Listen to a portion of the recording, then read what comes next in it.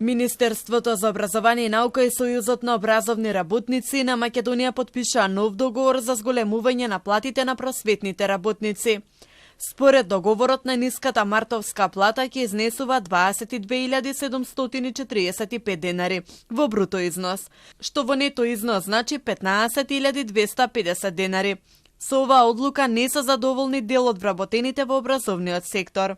Бараат од СОНК да ги почитува законите и да ја земе за основица утврдената минимална плата на државно ниво, која е за повеќе од 7.000 денари повисока. Министерството за образование, доколку го почитува колективниот договор и законот за минимална плата, и СОНК да ги почитуваше законите и да се грижеше за просветните работници, ќе ја утврдеа за основица минималната плата на државно ниво, која е во висина од 33.352 денари во бруто износ или 22.567 денари во нето износ. Со непочитување на колективните договори и законот за минимална плата, платата на просветните работници е скратена за 1/3.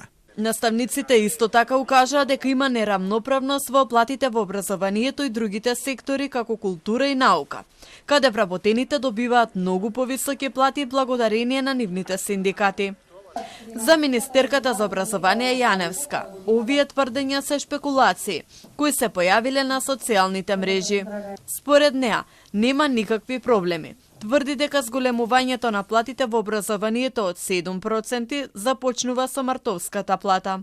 За жал се појавија бројни шпекулации на социјалните мрежи дека нешто не е во ред со покачувањето на платата. Тоа не е точно, одговорно тврдам дека и оваа година, како и претходните години, наставниците ќе си добијат поголема априлска плата за 7%. Но тоа важи и за сите останати вработени во училиштата и во основното и во средното образование. Според договорот на МУН и СОНК, просветните работници наредните 4 години ќе добиваат зголемување на платите во зависност од висината на инфлацијата.